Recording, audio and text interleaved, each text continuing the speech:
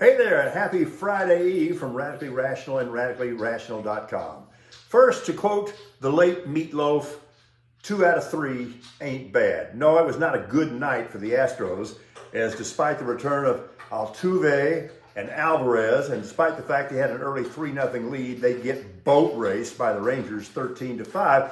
But over the course of the series, they picked up a game, only 2 behind. I'll take it.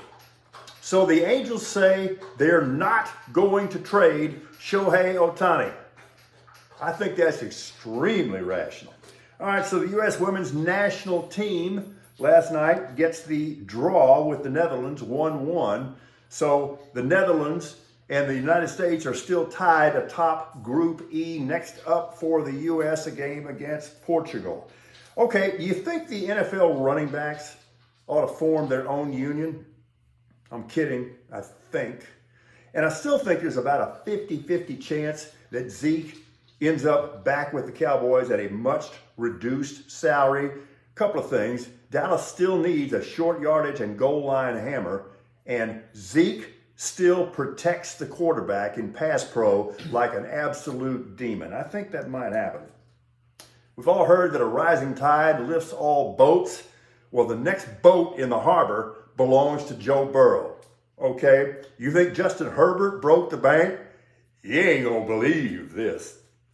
Okay, so it appears now pretty certain that Aaron Rodgers has made at least a 2-year commitment to the Jets. He kind of hinted at that verbally the other day. And then yesterday, he literally put his money where his mouth was and is, because he's reduced his salary for the next 2 years by $35 million. That's what I call being cap friendly. Try to be fair about these things. I can't make up my mind about Bills receiver Stephon Diggs. Is he a hopeless drama queen, or is this dude just a really intense competitor? I don't know. I do know that either way, I would not blame Bills coach Sean McDermott if he kept a flask in his office desk to deal with that guy. They say it's all cool now. Of course it is. Until next time, it's official as of yesterday. Bryce Young will be the starting quarterback for your Carolina Panthers.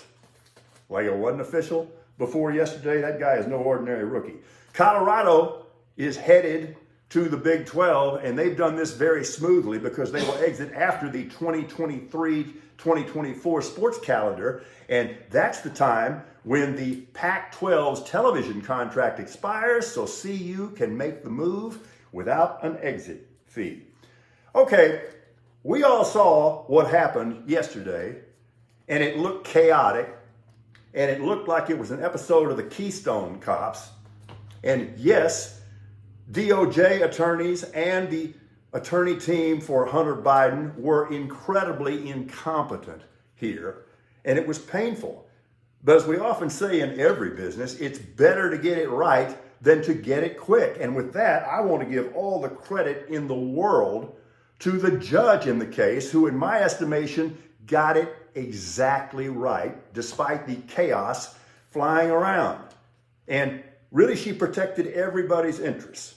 Hunter Biden's legal rights, but also not closing the door on future prosecution if this involves something like foreign nationals.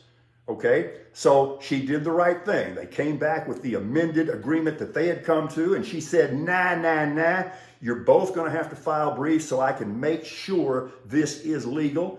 And in the meantime, she then properly allowed Hunter Biden, for now, to change his plea to not guilty. But here's the big takeaway. Let's get this straight. Hunter Biden is in big trouble. And go where the facts lead you. Go where the facts lead. See, I don't have sacred cows. I eat cows. Well, at least I used to until I got all skinny a couple of months ago, but that's another story. But here's the thing I won't have.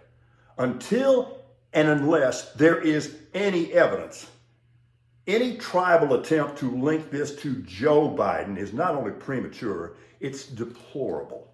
Show me the evidence. And as we all know, the GOP is just not real big on evidence. Okay, I mean this sincerely. Mitch McConnell, I hope you're okay. Get the treatment that you need here. I wish nothing but health for you. And I mean that. But that said, 20 seconds of silence from Mitch McConnell is never unwelcome. Have a good day. We are Radically Rational.